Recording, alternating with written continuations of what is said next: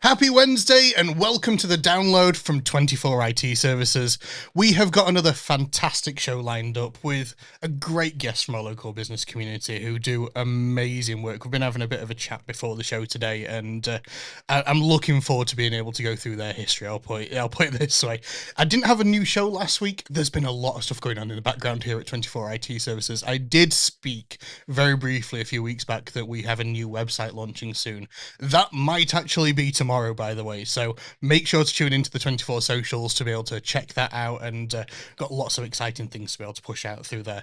But let's switch over to my co-host in the room today. I'm joined today by Kevin from AmbiSpace. Kevin, how are you doing this week? Very good, thank you, AJ, and thank you for the invitation to be here. It's all right. It's good to be able to bring you out and see the wonderful view that we've got from the office. It's a wonderful sunny day. Did you enjoy the sunny bank holiday weekend? I did, yes. I actually had a visit to the Yorkshire Wildlife Park, and it's just amazing to see how much that has come on. I bet that were busy. It was, yeah, and a bit warm. Bit hot, yeah.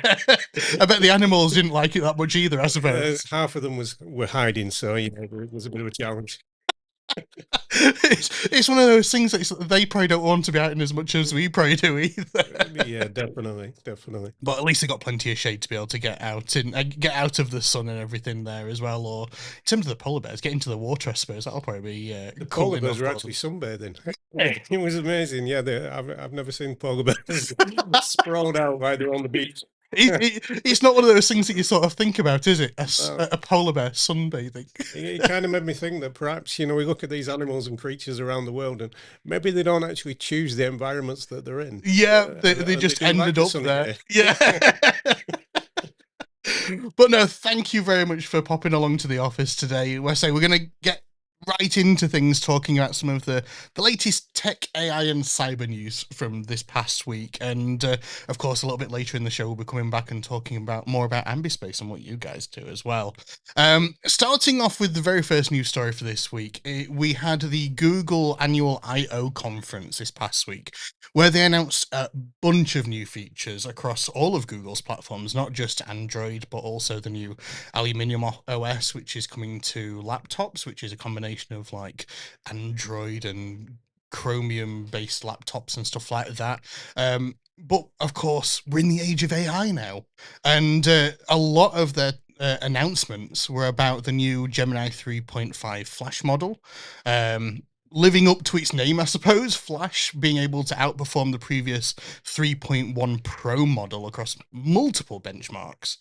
But they also announced Gemini Omni, which is their new create everything model, combining the creation of image, video, text, and audio generation across a cohesive output from any request. I actually spoke about some of the announcements over on my LinkedIn this past week, but one of the other things they announced was that they'll soon be rolling out AI image and video detection, which will actually be embedded directly into Google Chrome, which I think is quite good, making it easier for users to be able to identify AI-generated content across the internet as more platforms embed something what's known as a synth ID watermark into generated content.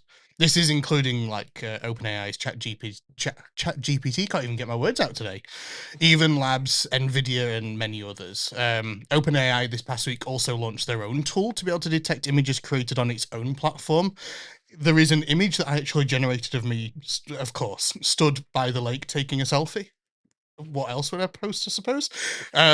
But it was able to actually detect that I'd created that using an AI platform, but Gemini wasn't able to say it was created through ChatGPT. It was only able to see, oh yes, there are multiple things that make it look like it was AI generated, but eventually it will be able to say, yes, this was created using a generative model and it was created using ChatGPT or something like that, which is really good, I suppose, for people who maybe are believing a lot of this, the AI generated content that's being I think generated now. it's a real challenge, isn't it, AJ? Because it's almost like you're starting to reach the point where you're questioning what you're seeing. Whereas before, if you saw a picture or you saw a video, you were fairly confident that that was a real thing. If there was a photo in the news that you thought, oh, that looks a little bit weird, but it's in the news, so Yeah, it's you're right. possible. Yeah, It's shifted the goalpost a little bit on that, and Yeah, and it's one of those things now where you have to almost like question yourself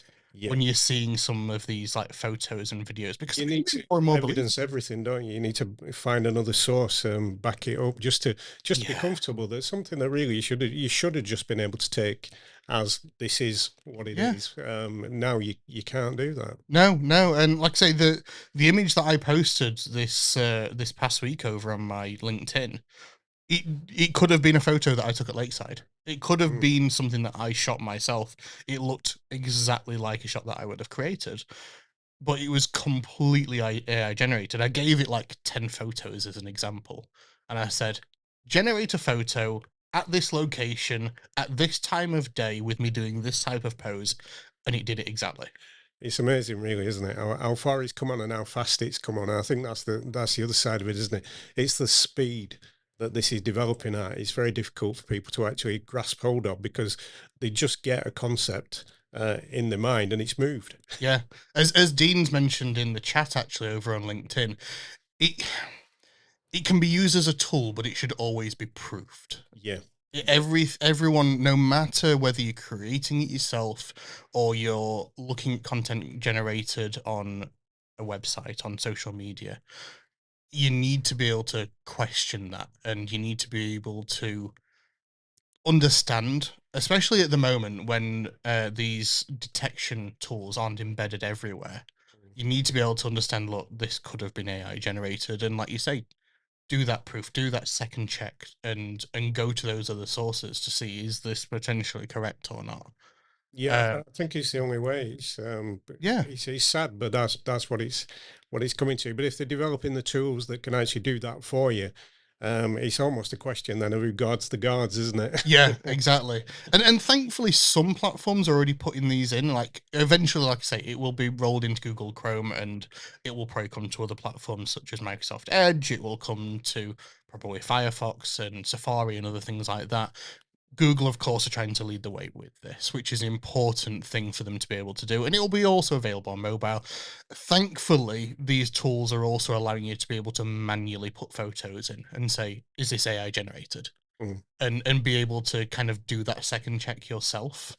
Um, but as this technology evolves, um, things like video generation. OpenAI last year had Sora, which was their video generation model. It's now been shut down, but Google have their own version, and you can even create your own custom avatar to be able to look and sound like yourself within a Yeah, video. yeah. It's a bit creepy at times, isn't it? It is. It is. Don't get me wrong. There's some things that are really interesting. Yeah, I think overall, I think it's positive, Yeah, but it is adapting to what is very much a new world now. yeah.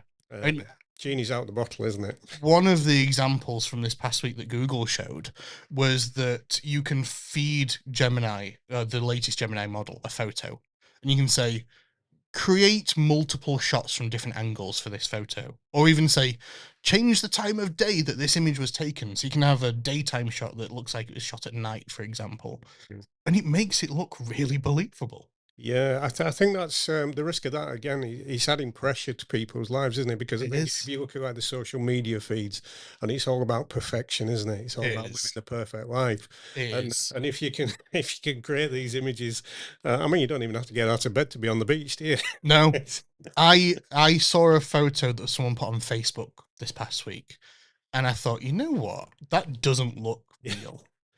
And it was after OpenAI had announced their like image check service. So all I did was I saved the image to my phone, upload it to ChatGPT to say, "Is this AI generated?" And lo and behold, this person's profile photo, which they're showing to, I think they're like friends with like 300 people or something like that. right. Yeah. Complete myth, Yeah. completely AI generated. And I was just like, are you really showing your best self if you're, It's showing that weakness, isn't it? Really, in yeah, those terms, and that desperation almost to appear as something that you're not. I know. And I think that's the interesting thing about AI. It's opening up a whole different conversation, really, isn't it? It It's is. questioning morals and values within society as a whole, and within individual groups of people as Yeah. well. And these aren't the only things that Google announced this past week as well. I mean, they also announced like upgrades to search as well. I have my own views on this. Google search has become basically Google AI overview, and it's only getting more AI overview now. Yeah, yeah, And earlier this year, there was a big shift, and many people saw it with their own websites, where they would see, some people saw like a 20-30% like dip in performance because people were now being fed AI generated outcomes rather than being directed to pages. Some people saw as much as like a 50% decline. yeah. I think we saw roughly 40%. I then made a bunch of changes on our website that has lifted us back up, and we're actually now getting higher performance out of our website than we did before the Google changes. Yeah, it's important to know those needs, isn't it? Those methods, and then what to do about Exactly. it. Exactly. And I think you're absolutely right. It's changing every model, isn't it? It's Yeah, what you've worked with for years, the knowledge that you built up on that is almost out of date overnight, and you it need is. new knowledge. It is, and that's why a lot of people now are not only concentrating on what's called SEO, so search engine optimization, but AEO, which is AI engine optimization. Yeah, So making sure that you're being part of being sourced when serving answers yeah, as well. it's got to be done, hasn't it? Again, it's I suppose it's just evolution in that It is. aspect. I think the conversation around AI can sometimes get a bit overwrought. It's either Terminator or Armageddon, isn't it? Yeah. Uh, and There are a lot of positive. We said this definitely, yeah, earlier, yeah. but it's about being used responsibly. It's learning about it, isn't it? Yeah. It's that need to learn Yeah. something new, but something that's also very quick. I was at an event, a BizX event, the other month, and Mo Gaudat was speaking at that Yeah. event, and he was talking about AI. And up to that point, I was in the Armageddon camp. I'll admit to it, and I avoided using Gemini, and I would only use like Copilot where I really couldn't be bothered, Yeah. writing for several hours. But he actually flipped it round, and he said, you've got to learn this. You've got to get up to speed because it's here, Yeah. and it's going faster and faster. But he said, what you have to do is, you wouldn't just set off to run a marathon, or most people wouldn't. Oh no. If you're not David Goggins, you wouldn't. So you have to train for it, and so actually from that, I've started sort of looking into AI, working with Gemini in particular. I find Gemini I like the way it responds. Yeah. Again, I've seen a shift in that just in the space of a month or two. The nature of the responses, it's definitely shifted. It's Oh yeah. becoming far more aware. The more you use it, the more it's tailored Yeah, around the yeah, type of response that you want to be able to get. yeah. It That's understands what you You want can to get get from it. reinforcement bias, can't you? Yeah. With it, so it's about asking the questions in a way that you then challenge that bias. Yeah. Because I've seen it where I've asked it one thing one day, I've asked it the same thing the next day, and it's given me a completely different Yeah. approach to it. And then I've said to it, okay, you said this yesterday and you said that today. Yeah. Which one is actually right? And by the way, I didn't mean either of those points. Yeah. What I've started doing now is like giving it kind of like pre context sort of thing, Yes. and Yeah. saying like, without any bias, Yeah.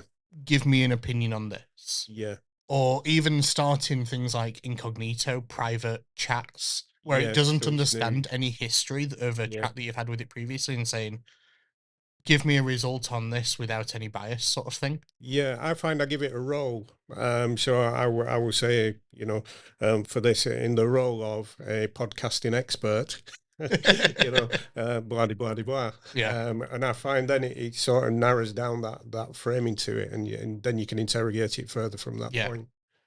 Yeah, and I think that's going to become more important over time. I was watching another podcast, strangely enough, this past weekend, where they were talking about they tried to. It was through what was it through Claude? It was through Claude. They were wanting to be able to create a piece of software, and the older model, when they were originally doing it, was very much, yes, I can do this. That sounds like a brilliant idea. I can do this. Like, wouldn't be able to produce any of it. Yeah. Whereas nowadays, the newer models, giving it that kind of pre-context and saying, Yeah. don't like be like try to give me any sort of confirmation bias. Like, just give me raw information and answers, and like best practice like responses sort of thing. Yeah, at the end of the day, you still need to make the decision of based on the information it provides. You can't just take that information and say, right, that's it, that's what I now think. And that's the other thing I think about AI. Like, I know that it is replacing jobs in certain sectors, Yeah. but I kind of think that's the corporate sector, which has always been a bit soulless. Could be used as an It should be an enabler. enhancement and an Yeah. enabler. Yeah, it should Yeah. free people up from the drudgery sort of tasks, empower them to be able to gain more information in a quicker Yeah. time frame, and then to interrogate that to come out with better answers. But it's the person in that mix that's going to make it extra powerful. Exactly, exactly. And I've talked before, even on the show actually, about how we've created AI and automation tools for businesses that aren't replacing jobs. It's just freeing up people to be Yeah. able to focus their time on more important things within the business. Yeah.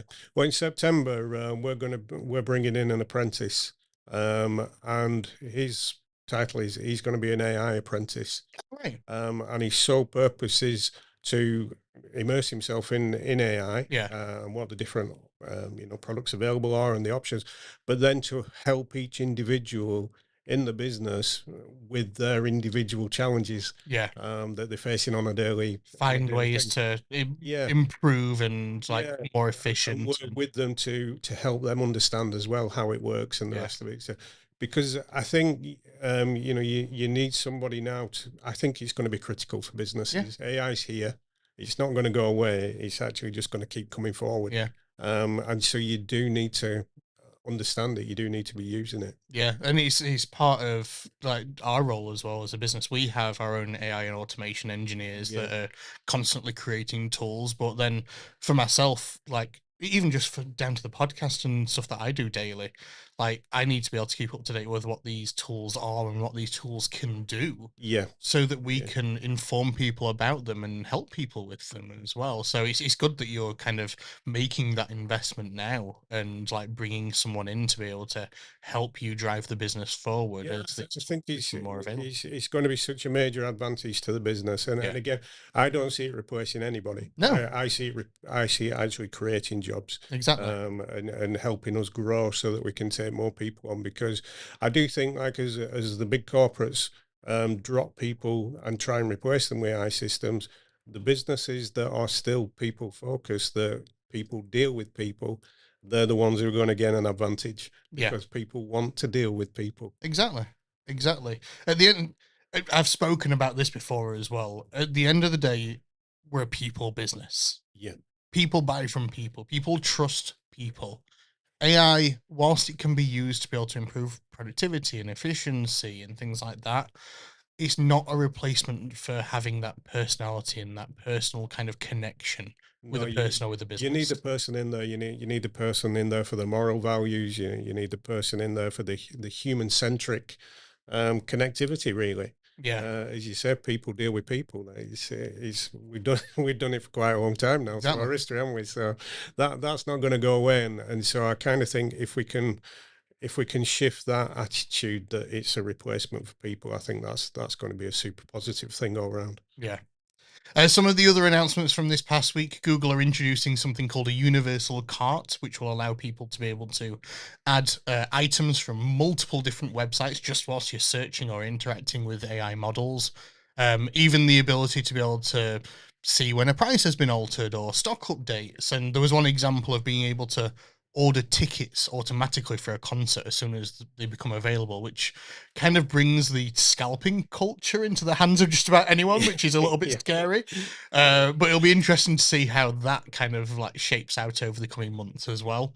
There was also previews of the new AI VR glasses that they showed off as well as the ability to now ask YouTube to be given a tailored response from videos. I think one of the examples that they used was how to learn to ride a bike for a 6-year-old or something like that, and it would be able to provide both long form like videos and sections of videos as well as shorts as well, and much more besides that they announced.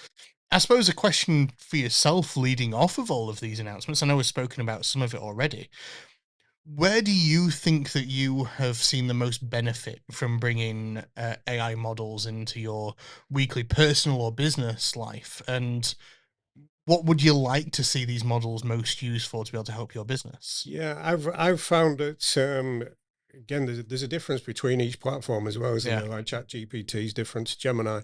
Each one sort of has its strengths and characteristics. And I mean, to give you a recent example, I was working up a proposal, a business proposal. And so I had my computer set on Copilot, which we use quite regularly Yeah. through work. But then I had a tablet set up with Gemini. And so I said to Copilot, I want you to behave as an expert in this particular field. Can't Yeah. remember what it was I was doing now. I said, I want you to be the authority on this, and I want you to challenge me over, what the content in these documents. I loaded some historic Yeah. documents up from our shared folder, and then on the other one, I said, right, Gemini, you are the MD of AmbiSpace. Yeah. I want you to answer, and I was copying and pasting from one to the other, Yeah. and saying, right, this says that says that, and from it, I was able to really drill down in what would have took weeks. Yeah. I could do it in a couple of hours and produce something that was extremely strong for putting forward for the intended purpose, and so much more detailed. But at the same time, I would keep changing it because you need that human element in Yeah. there. So I'm thinking, do I understand what it's saying? Yeah. Yeah. And I think that's always a really good question with it. Yeah. Do I understand? Yeah. We use AI models within our business all the time, and like you say, you can feed it information, you can question it, you can get that kind of like more detailed insight, and sometimes, like you say, feeding it historical documents, you might pull out some things that you'd maybe even forgotten about over time as Yeah, well. that was it. There were some surprising things in there, Yeah. but when it came up, I thought, well, of course, that does need to be in there. Yeah. Why would I not have thought of doing that? Exactly. But as you say, that's the fallibility of the human recall, isn't it? Yeah. Whereas these don't have that fallibility. No, well, like you say, it's the most important thing is to be able to make sure that you Yeah. check and verify You must check the everything with outcome. it. Yeah, absolutely. Yeah. Because if you just assume well, that bit's good, so the rest of it will be right. Yeah. You're going to come unstuck pretty quick. Yeah, I read a LinkedIn post that someone had put out. I think it was like last week. I think it was, and you could just tell just by looking at it. It's like AI Yeah. generated. And I was looking at some of the like statistics that were included in it, and I was like, I don't think that that's right, Yeah. sort of thing. And it then sends you down this little bit of a rabbit hole where you're like, okay, well, this person said this person said this. Is any of that actually correct? And it turned out that some of these statistics just looked like they were completely made up. Yeah, just totally made up. And Yeah. that's one thing Mo Gaudat did say in his talk. He said, "Chat GPT lies to you because it tells you what it Yeah. thinks you want to hear." He said Gemini is a bit more scientific, so it will Yeah. be a bit more honest. And then he brought in DeepSeek as well, which I haven't looked at myself yet. But he said that will give you an alternative view to the traditional Western view. And there was an announcement from DeepSeek, I think only yesterday, that they've slashed their prices for like their top tier models to get more people onto the platform and more people. It's a way of undermining the stranglehold that the big American tech companies have on it, really, isn't it? It's quite a clever. Again, China's. I mean, they've always been clever with the business strategy, haven't they? Yeah. It's we're not going to compete with you. We're just going to drop the whole market to where you can't live. But it'll be interesting to see how these models develop. I've spoken a lot recently around the usage for like cybersecurity and things like that for both Claude Cyber, ChatGPT's cyber model as well. So it's going to be interesting to be able to see how these different companies develop over time. Yeah, it's really almost a civil war, isn't it? That Yeah. because you're going to have AI attacking AI in effect. Basically, yeah. Yeah. Especially when it comes to things like the Claude Mythos models that can be used to completely infiltrate a business. Yeah. So yeah, it's a really dangerous world from that perspective. it is. Moving over to the next news story for today, though. Some positive news from Microsoft. They've officially announced that they will be ditching text message-based two-factor authentication across all online accounts. This is instead guiding people to more secure alternatives, things like can't get my words out. Authenticator applications, passkeys, and even verified secondary email addresses, which I still think is maybe a little bit questionable in terms of security. But anyone who's heard us speak about multi-factor authentication at events and different things like that, we say that this is an essential part of cybersecurity, any business's cybersecurity strategy. But we also consider that SMS or text message based authentication is the most least insecure. Is that even the best way of saying that? It's the least secure way of authentication because. Which is really disappointing to me, AJ, because that's my favourite. Yeah, a lot of people it is because, of course, you get those codes come through and your phone will be like, oh, it's automatically found this code inside your messages and like input it for you. But the problem with SMS authentication is that it can be intercepted. Yeah. Your SIM could be. It's a challenge of convenience, isn't it? Yeah. Do you want it convenient or do you want it secure? I mean, exactly. I have used the authenticator apps and it was great up until the point when I changed my phone. Yeah. And then I actually couldn't get in half the things that I was using the authenticator app with. Yeah. What I usually say to sort that out. What I usually say to people is that use a secure password manager. So personally, in my personal life, I use 1Password, which is a password manager that has its own dedicated encryption key, but also has biometric authentication. So it has to be able to scan my face, or if I'm on a laptop, it needs a fingerprint to be able to access the passwords and stuff like that. But as part of that password manager, it also has multi-factor authentication codes built into it. So I can, from any device I can sign into 1Password through, be able to see all of those multi-factor authentication codes, making it easier to switch between devices. Just going back very briefly to the SMS type of authentication, the problem with that type of authentication is, yes, it's easy to switch between all different devices, or you've got your phone with you or a watch with you that's connected to your phone, you can see those codes. But SMS verification is also prone to things like SIM swap attacks, where a cyber criminal could just phone up your mobile network and pretend to be you if they've got the right information and swap your number onto another phone, and all of a sudden they can get all of your phone calls and all of your text messages, including all of those verifications. I think the real challenge at the bottom of it is anything that can be coded and written can be uncoded and written by somebody else who's equally knowledgeable. Exactly. It is an arms race, really, isn't it? And I don't really know what the answer is. I always say I used to work in retail. That's where I grew up. I always say, and I worked in retail at the point where if somebody paid with a card, you had to put it on the device and do a carbon copy. Swipe over it. Now that to me was more secure than chip and pin, because the actual checkout operator was looking at the person. And you could only do so many a day. You know, if you swipe that card, you could only do so many a day. But now, I mean, what struck me straight away when chip and pin came in was the checkout operator would actually look away from the person while they were doing it. So if they were looking a bit shifty, they were being missed. So I never saw that or digital or anything, to be honest, as an improvement in security. No, and whilst things like Google Pay and Apple Pay have come in and are making it now even more convenient as well, and you've got that added step of verification. I'll come back to it in a minute, but it's almost like multi-factor authentication, where you've got biometric security because it's got to scan your face or scan your fingerprint or something like that. The problem is that there are now new attack methods that are even able to bypass those as well. That's it. I kind of think I'm not a big fan of the biometrics because I'm a little bit paranoid. I always said just because you're paranoid don't mean they're not out to get you. But it's like once it's been scanned and coded, well, it's not your face anymore, is it? It's a code. And so it's a digital key at the end of the day. So it can be copied and hacked again. There was an interesting video that I saw, I think it was this past week, from a YouTube channel called Veritasium, I think it's named. And they partnered with Marques Brownlee, MKBHD, where they showed how easy it is to be able to bypass Apple Pay.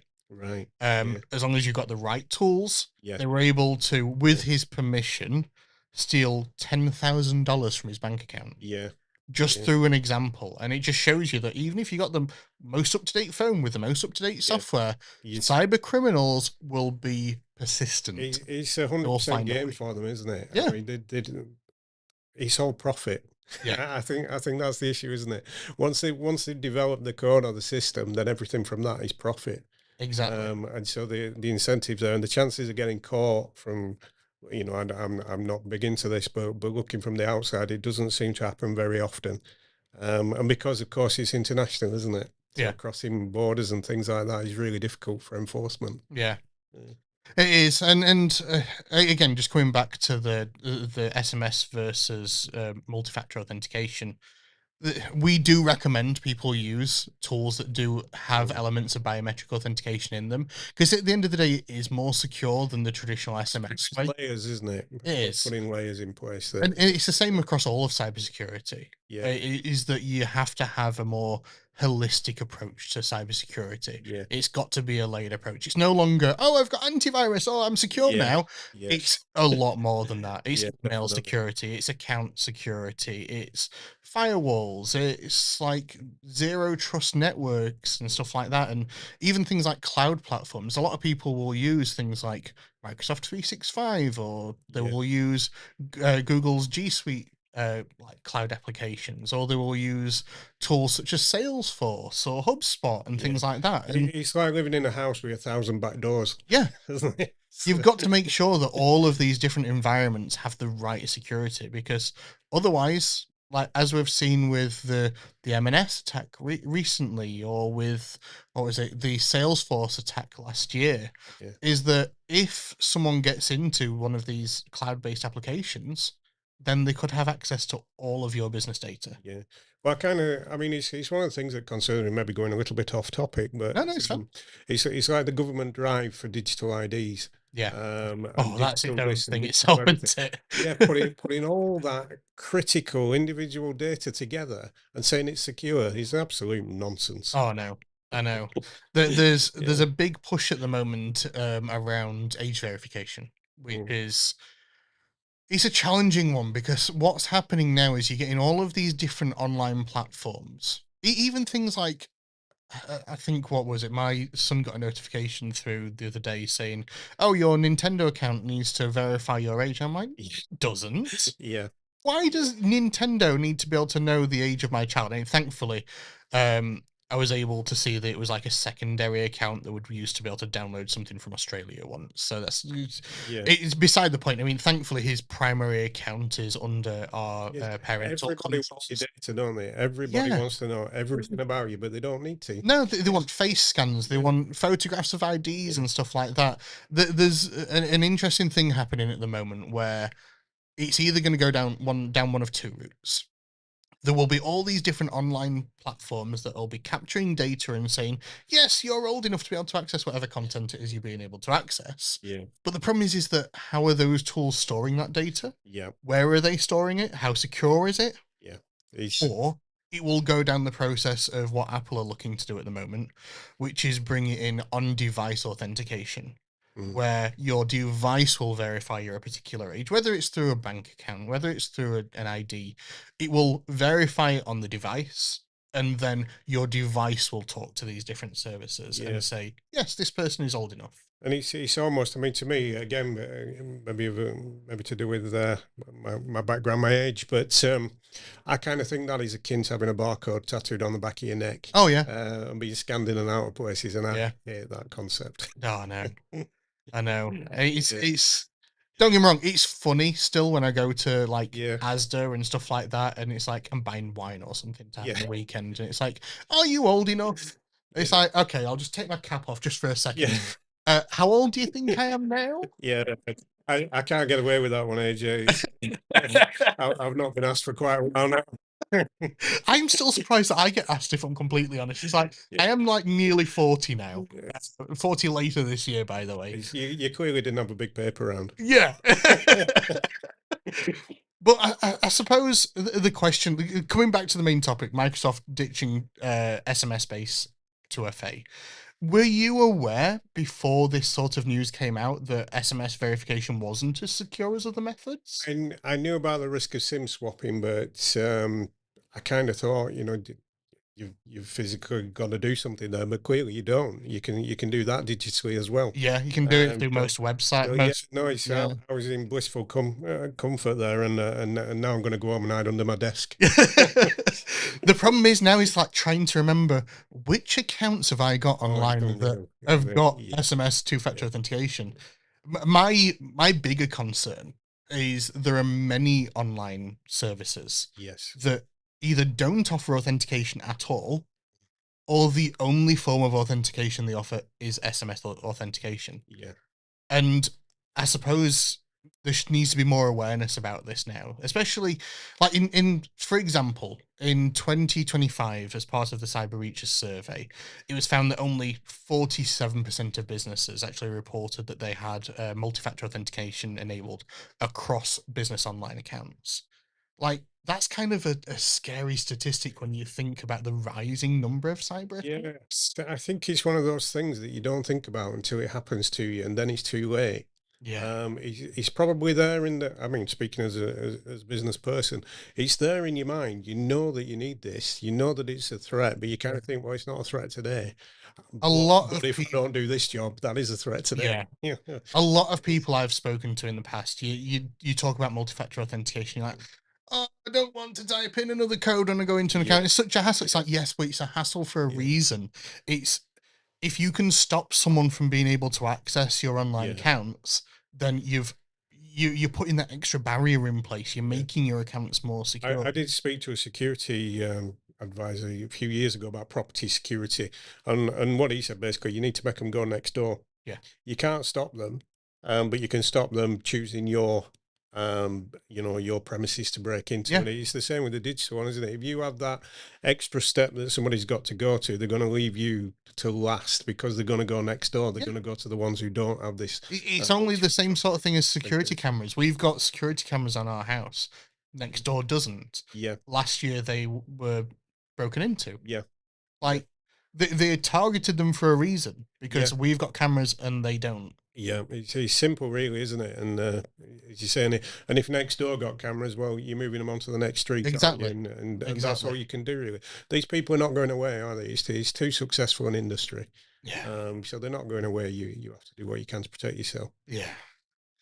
Moving on to the next news story, I'll go through this one a little bit quicker because we've been having a really good chat about some of these other ones. So, the final news story for this week, before we go on to our tech tip topic of the week, is it actually relates to a ClickFix article that we published last week in a video that we actually published a few months back now. ClickFix seems to be really rising as a form of attack that cyber criminals are using, but Barracuda, the cybersecurity company, recently reported that roughly 2.8 million people have now been hit by scareware style attacks, which prompt users to be able to take action like a ClickFix attack, to be able to restore access to computers or to online accounts, and in some case, directing users to take actions on their machines, which is what ClickFix is, like downloading malware or granting remote access. And it could even be used as part of wider call center scams as well, getting users to call a number to be able to like resolve something like pay for a service such as antivirus or something like that. So it's becoming much more widely spread, these click fix style of attacks. What is important to remember in many of these cases is that, much like email phishing, is that cyber criminals are trying to create a false sense of urgency. They're trying to encourage users to take action immediately rather than taking that step back and Yeah, taking that pause, time. think, and then act. Yeah, Exactly. yeah. We're seeing loads of them. Yeah. I couldn't say how many we're getting a week, but it's a lot. Well, I think the statistic is that 93% of cybercrimes in 2025 reported that phishing was the entry point for Yeah, the attack. yeah. We find as well they target any new starters. Yeah. They're picking up, I think, off places like LinkedIn. Yeah, definitely. Seeing that you got a new starter, and they will contact that person. Work out what the email address is likely to be, or pick it up from the LinkedIn, Yeah. and then they will target those people because those people are they're very eager to please, or they're very eager not to put a step wrong. Yeah. And so it can that because they they've to had do abuse tools something. because of that. Yeah, Yeah. like we had a business approach us recently after they experienced exactly that. They had someone new start in their finance department, I think it was, and immediately a cyber criminal targeted that person, Yeah. knowing that they would have access to company accounts, and saying, "Can you go out and buy these gift cards for these guests that we've Yeah, the got gift coming in?" card one. Oh my word! Yeah, But they're so convincing, yeah. and It makes because it it's look a like new it person, comes they don't. from that person as well. Yeah, they don't know that business wise, I would never ask them to do that because it's quite often, pretending to be me Yeah, as the MD. Oh, I'm treating the staff, yeah, and I want to keep it a secret. yeah. Yeah, they're so sneaky. And the problem is that whilst there are tools in place to be able to protect against that, I mean, we have our Yeah, own active email threat detection platform that uses AI to detect for suspicious things like that, and quarantine them, and look at the email that it's come from, and look at the domain, and if it has the right security, blah blah blah blah blah. yeah. Like we've got all of these sorts of tools that we can provide to our clients. But the problem is that many businesses don't have these protection solutions in place, especially in the like small to medium business sort of scale. Yeah, I think you Where need them now. yeah, Even as a small to medium business, you need those tools, and you need somebody like yourself who's keeping up to date with it, who's exactly. keeping ahead of that curve. Yeah, we have our own cybersecurity operations center, and it's much like it's my job to keep up to date on all the latest news around tech, AI, and cybersecurity, and marketing, and making sure we get that message out. Our cybersecurity operations center, their sole job is to keep up to date with the latest cyber attacks, find all of the vulnerabilities that are out there, and make sure that our clients are protected from them, Yeah, making sure that we can get the message out to people, making sure. I mean, ClickFix is a perfect example of this. One of our cybersecurity engineers picked this up at the beginning of the year, and they were saying, "Oh, we're seeing a rise across the cybersecurity industry that ClickFix type attacks are becoming more and more common." So we are like, right, okay, let's get some education out there. And we immediately, yeah, like the same week, got a video out there that we got onto YouTube, across social media and stuff like that, to be able to educate people on it. And then yeah, because we're seeing that rise again at the moment, we've republished it. We've yeah. put an article on the It's website. that education that's required, isn't it? It is. We try to, we're an open sort of company because of the nature of what we do, but we try to almost instill cynicism Yeah. in our people that they question it, Yeah. and even if it looks legit, but you're relying on people, being able to do that, and you Yeah. can't do that every minute of every day. No, It's I difficult. suppose it goes back to that AI topic that we were talking It about does. earlier, that question things, Yeah, yeah, question things, take a yeah. step back and have a look at it and be like, is this right? Yeah. If you feel even remotely, we say that anything that you just feel doesn't, you can't actually point to anything that's wrong, but you just feel it's off, then report it. Yeah. Don't go forward with it, and so far, touch wood, our people are doing well. Yeah. I mean, Dean's put in chat, he says, as soon as I like changed jobs, I got so much spam through straight away. It's ridiculous, isn't it? I mean, Yeah. you wonder about the morals of these people, but that's a pointless exercise, really, isn't it? They don't have Yeah. any. Exactly. Well, like I say, they operate more as like a business model It is, nowadays. yeah, yeah. It's a business model, and they're not even in the country, so Yeah. they've got no qualms about what they do, have they? Well, I suppose all of this, whether it's MFA, whether it's a click fix and email security, all leads into like cybersecurity as a business. And moving on to this week's 24 top tech tip topic of the week, I got it out there. Yeah, Then, well done. the latest article on our website, and it will also be on our new website when it launches as well, is about cybersecurity versus cyber resilience. And it's a really in-depth article. If anyone wants to be able to check it out, it's over on our website now. But what I wanted to more cover as part of the podcast is the differences between these two, because people think of cybersecurity and they may think cyber resilience is just a part of it. It's just another word for it, but it's not the same thing. There are clear differences, and it's almost like it's two sides of one coin, really. Cybersecurity is more focused on protection from threats, whereas cyber resilience is focused on the strategy, the defense, the continuity of the business, and the ability to be able to recover if you are impacted. Cybersecurity asks whether you have the right controls in place, whereas cyber resilience asks whether those controls are aligned with your business needs and your requirements, whether they support your operational priorities, or whether you can continue to function if an incident gets through. Cybersecurity is often tool-led, such as antivirus or newer endpoint detection and protection solutions, email protection like we spoke about, zero trust, and so on. Whereas cyber resilience is outcome-led. Can you recover? How quickly can you recover? What will the impact be not only on your business, but also on your clients as well? Cybersecurity is essential. But the problem is that it can also create a false sense of confidence if it's not properly configured for a business. Buying an off-the-shelf antivirus thing, something like Norton antivirus or Avast or something like that, it doesn't automatically make a business secure. As we spoke about earlier in the show, it's a multi-layered approach. It's making sure that you have all of the right tools in place and that those tools are configured to keep your business protected. If your backups are encrypted, if your leadership team doesn't know how to respond to an incident, all of these things need to be taken into consideration. Cyber criminals will often target backups first because they know that people will try to automatically recover everything that they've got. But if your backups are encrypted, then you can recover from an attack. This is part of the cyber resilience strategy. Cyber resilience operates as more of a strategic layer of your business continuity strategy. How can your business continue to operate if there is an emergency? Even if it's down to like a power loss, for example, or I don't know, say for example, you can't access your building for some reason. How can your business continue to operate? Cyber resilience is also a strong part of that continuity strategy. Businesses that perform best are usually the ones that invest both in holistic cybersecurity solutions that are tailored to their business. I think it's about keeping in mind as well that as your business evolves, you need to evolve those packages and those strategies as well.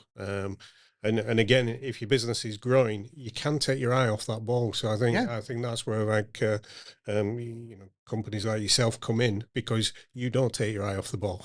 No, no, it's our job to keep our eyes securely on that ball at all times. Yeah, and so you make sure that the businesses stay up to date. And I think that's critical because you can outgrow your own security. You can. And what was relevant 5 years ago, 10 years ago, is not relevant today. No. Like, I used to work for a manufacturer. I'll not name who it was, but I used to work for a manufacturer, and the MD once came to me and said, "Why are we spending so much on cybersecurity? We're too small to be targeted." No, that's not the correct way to look at that. Cybersecurity is constantly growing, constantly evolving, and just because you have antivirus in place does not automatically mean you're secure. There are more considerations as part of that to make sure that your business is protected from all of these threats. And it's about making sure that those solutions and those services are tailored to protect your business. I mean, no two businesses are protect other businesses as well. Protect the businesses that you work with, because we do get emails periodically that have come from a legitimate email address of another company that has been hacked. But because they're coming through on a legitimate email address, it would be so much easier for us to accidentally click on a link in that and infect ourselves. So you've got to look after other people as well as yourself. So supply chain security is just as important to consider as anything else. And just going to some of the statistics for a minute, I spoke about this a few weeks ago when I had David on the show. There were a total estimated 5.72 million cyber attacks on UK businesses in 2025. That's not businesses affected, just the amount of cyber attacks on businesses. But that impacted roughly 43% of small to medium businesses and 28% of charities throughout the UK. And being resilient and being cyber secure is not just about protecting you as a business, like you've just said. It's about protecting your clients, protecting your supply chain. We're seeing a much larger shift at the moment where businesses are being asked to prove that they're cyber secure. Yeah. Whether it's through Cyber Essentials or ISO 27001, we've got at the moment about half a dozen businesses that we're supporting to achieve Cyber Essentials Plus certification, because they need to be able to display to not only to their customers, but to their suppliers and people that they're going out to tender for contracts. Look, we take cybersecurity seriously. Yeah, we're seeing that as well. I mean, it's I think again, it's part of the modern world. If you haven't got a certificate for it, then it's almost not valid. Exactly. So, Exactly. yeah. Exactly. And we've employed someone now whose job it is to be a compliance officer. They're going to be working with these businesses to make sure that they have the right tools in place, but also that these tools are tailored to their business, to their industry, and are designed to keep them, their clients, and their suppliers secure as well. But the problem is that not every business is doing that. And again, going back to I like statistics because it's really good in our industry. Only 30% of businesses and 27% of charities conducted cybersecurity risk assessments last year. Yeah. 70% of businesses in the It's UK not at the do forefront of not. your mind Yeah, unless you've been stung by it. yeah. And by then it's too late. And thankfully, we're working with businesses locally to be able to make sure that they're educated about this, even if we're not working with them directly. I mean, we'll use you guys as an example in this sort of case. You're not a client of ours, Yeah. but you're educated. Yeah. We listen to what you say. I mean, we have a guy who does ours for us. Yeah. But if we didn't have him, I would definitely be coming to you. Thank you very much. Don't run him over when you... No. I don't know his name, honestly.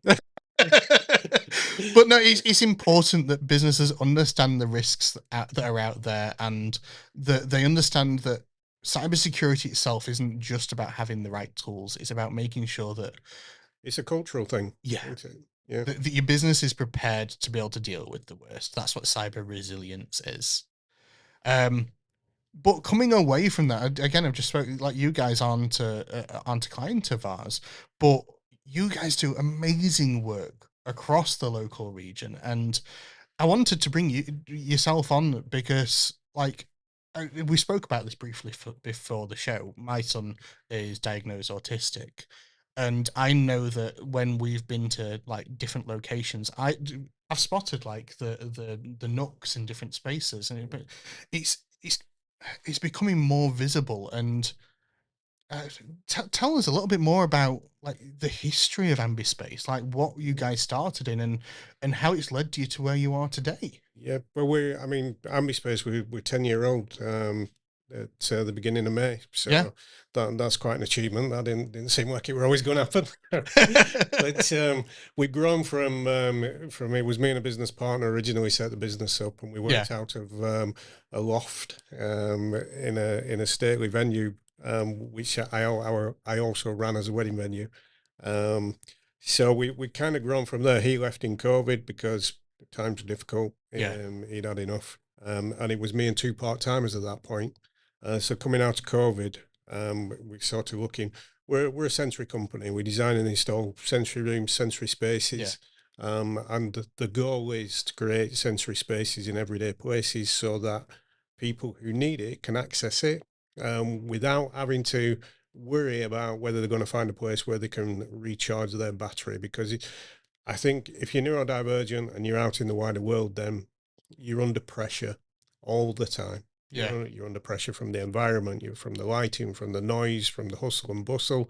You can be under pressure from what your own mind's doing to you, thinking about the tasks that you've got to perform or the people you've got to speak to. And so, I mean, we were talking earlier and we said it is like a phone battery. And so you start with very much so 100% charge. You can walk into a room and you can lose 90% of that battery in the first 5 minutes.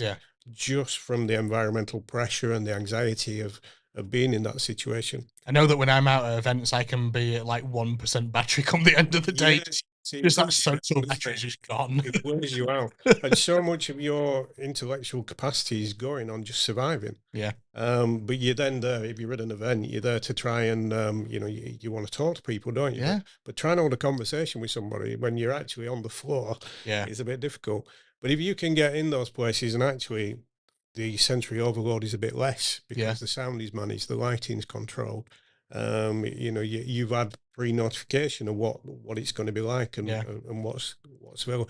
But then if you also see that there's a nook in the corner, for example, you know that you can escape to that nook, and it's going to reduce a lot of those pressures. It's going to give you a safe space, and it's going to bring your battery back up, not to full, but high enough to actually be able to go again within that space. And I remember one of the first things that we did when we sorted created the Century Nooks, we took them to the Wonderfest Accessible Music Festival on the Isle of Wight, which was hilarious because putting Nooks in a marquee on a hill. Yeah, I can imagine that wasn't the easiest thing to build. But they worked, and there was a little girl there who she actually made them a safe space. And so this 3-day concert event, the family were able to stay, and she did get overwhelmed at one point. And her mother said she ran from the venue, she ran right across the field to where the Nooks were. Dived in the nook that she'd made her safe space. And curled up in there for about 20 minutes, half an hour, and then went back. And the mother said that was amazing because we would be going home now. We would have done half a day and we'd be gone. So and sometimes you just need that safe space, don't you? Knowing it's there can be a massive shift. And we're seeing a lot of these going into schools because what's happening because of changes in education structure, changes in society. You are getting more and more children and young people with special needs, with neurodivergence, with social and emotional and mental health problems coming out of COVID. You're getting more of these people in mainstream schools where they don't have the facilities to deal with that. They have the best will in the world, and they have some cracking people working there. But if you don't give them the tools, then all that good intention, it just gets burnt out. So the government have actually launched a program where they are funding sensory spaces, recharge spaces within mainstream schools, and there is actually money going into it, which it's brilliant to see from what our overall goal is, which is simply to make the world a better place. But it's a benefit to our business as well. And I know you were talking before the show as well that your goal is to make sure that wherever people go, that they've got that sort of safe space that they can go to, whether they're traveling and things like that as well. You're talking about having locations in train stations and potentially in airports and things like that as well. See, we're doing a project for Manchester Airport in the summer, where we're putting 3 rooms in, which are our hybrid system, I would say, sensory elements within what would look like a normal lounge. So for me, inclusion and accessibility shouldn't be overt. It should just be there. You shouldn't be separated out and saying, well, you must go here because you're that sort of person. It should just be accessible. You should be able to access it subtly as you need it, on demand. And it should be, my goal is to have these nooks everywhere so that you can actually plan a journey anywhere or an outing anywhere, knowing full well I'll be able to access a nook there if I need it. And that's if you can access it if you need it. You might well not need it. But it's about having it there in case. Very much so. It's not just about you needing it; it's the other people around you as well. If so you mentioned your child. If they can't go, you can't go. So that's a whole family that's missing out. And if you take that to the business side of things, that's a family that's not going and spending money there. And then saying what a great time they had and encouraging other people. It's good to see businesses pioneering having these sorts of accessible sort of locations available. Again, we were speaking before the show, Manchester Airport are a good example of this because they were one of the very first airports to bring in the Daisy lanyard? The Daisy lanyard, recognizing them to identify people who need support. And I think it's a subtle thing, isn't it? But it's such a positive thing. It is. It is, and I'm hoping that some of our own local locations that should be opening in the not too distant future will start to bring some of these sorts of things on board as well. We're certainly seeing far more interest from businesses, from organisations, from providers. We put the Nook Stop into the French Gate Shopping Centre just over a year ago. Working with Autism Plus, because again, I think when businesses and charities and local authorities and the owners of the French Gate Centre, when everybody comes together to do something really positive, you get these positive outcomes. And so that's now the French gate is far more accessible Yeah. than it was to an awful lot of people. Yeah. And he's seeing that, the data that they're gathering from that is really positive and really encouraging. Yeah. And I want to see that go across wider spaces. Yeah, I think it's something that more shopping centres need to do a better Yeah. job of being able to bring in. Because I remember when my son was very little, is that like we went to Meadowhall, and Meadowhall had some spaces. Sometimes they were Yeah. around like where changing areas were and stuff like that. But it wasn't a location at that time where you could go and visit. No, I think what happens a lot as well is with the best of intention. I don't criticize anybody who's trying to do things for the right reasons, um, but quite often what you'll get is these organisations they'll become aware how sensory is a provision that we can put on, and it will help people. Yeah, If they don't understand it, if they don't come to somebody like AmbiSpace, who, I mean, over half my staff are neurodivergent, so yeah, everything they do is from lived experience. yeah. Um, And that's incredibly important, being able we to understand understand. what we're Yeah, doing and why we're doing it. So what you quite often end up with, I see it a lot in football stadiums, is you will get a room and it will have some sensory equipment in it. It's not a sensory room or a sensory space. no. And that equipment, its impact is far reduced, because you're not creating the whole environment that's required. Yeah, A because you sensory guys space. have got the sensory space over at Club Doncaster as well, haven't you? Yeah, we got quite a few about the place now. We did a really good one for Bentley Youth Centre. Yeah, That's a cracking one. Really like that one. We're doing some for the local schools. A lot of our Nook pods are going into libraries. yeah, So these are publicly accessible spaces that really make a difference. Um, but it is about, for me, when you enter that space, it should immediately start to work for you. yeah, You should almost like sigh and feel better. Um, and that is what good sensory design is about. Um, yeah. yes. It's been good to be able to see, and I've seen the business grow just from the outside looking in, like drastically over these past 5 years. I know you spoke a lot about like since COVID, for example, Yeah, you've seen a major shift yeah, with some definitely. locations, and it's good to be able to see that not only are we seeing that shift and that acknowledgement of people who need this support, but also how your business is growing and supporting people as a result of it. Yeah, we've gone from me and two part timers in the space of 5 years to 27 people working at Wow. AmbiSpace now, and growing all the time. And we're looking how we expand that. I mean, my goal is for AmbiSpace to be the Nike of the sensory world. Yeah. That's what I tell people. Now, they used to laugh at me when it was me and two part timers, but they don't laugh quite as loud now. No. They're understanding more. And for me, we are a business. Yeah. We're in it to make money, but by making money, we can do more good things. Yeah. You're making sure that you're reinvesting in the Yeah. business to be able to give Definitely. people the I right want support. to change the world before I shuffle off it. Yeah. That's my goal. And that so that's AmbiSpace a is a vehicle really for good that. goal to have, to be able to Yeah. make a positive impact on the world before we all go on to whatever's next, let's say. It's the best thing we can do, I think. Yeah. We should pass it on. I think it's like when you go to you go out to parks and things like that, and you go and sit under a huge tree to escape this burning sunshine that we've had. Yeah. Um, the person who planted that tree was never going to see that tree No. at that stage.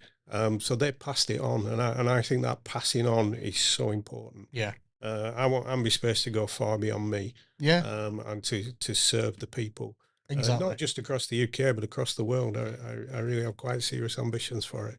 And again, it goes back to we were speaking before the show. Like, not everybody is like diagnosed autistic, like my son is, and like many other people across the local region are. Some people go undiagnosed either for many years or never are formally diagnosed. But like for example, like I've created my own sensory knocking my microphone.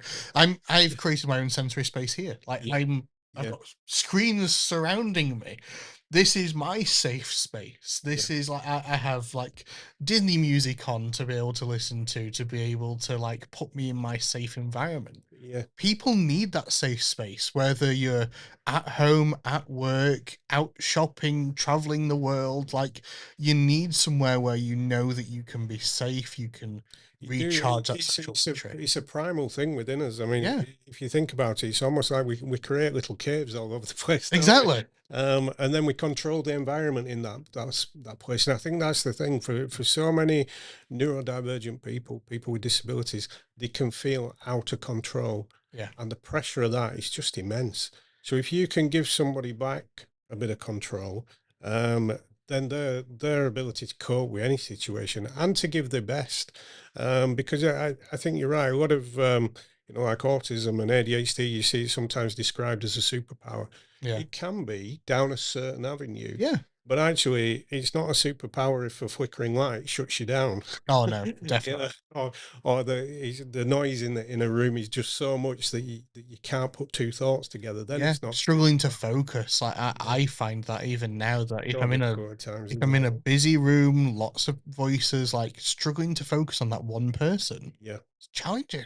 It's individual, and that's the thing. I think for me, it's about if you have a design now that is controllable for individuals, if you have spaces that can be adapted by the individual for that individual's turn within that space, then I think you've got environments that are accessible. Yeah. No, it's brilliant to be able to see all of the work that you guys are doing and to see the company's growth, and especially in an anniversary year as well. I say 10 years now, isn't it? 10 years, yeah. Yeah. It's gone in a blink of an eye, but it's been a long 10 years as well. Yeah. Well, like you say, from those early days of just you and a couple of part-timers to where you are now, it's amazing to be able to see. So congratulations on everything that you've been able to achieve, but also congratulations on everything that you've got coming as well. Things like the Manchester Airport project and everything else that you've got coming up and all of the plans that you've got for how you want to see the business grow and support people. No, congratulations on all of it. Thank you, AJ. Appreciate that. But I suppose for anyone who wants to be able to find out more about AmbiSpace, what you guys do, and maybe they want to be able to find ways to be able to bring that support into a business, into a location, how can they find you and how can they find out more? It's our website is www.ambispace.co.uk. We have representation across all the social media channels as well, so you'll find us as AmbiSpace. And we love talking to people. We love meeting people. We love people coming, seeing what we do. As you say, I suppose we're on a mission. Yeah. As much as we're a business, we're on a mission. And so we will share our knowledge with people. We'll share our experience with people, and we love for people to do that with us as well. So everybody's welcome. Brilliant. So feel free to be able to give them a follow on all social platforms. Head over to their website to be able to find out more.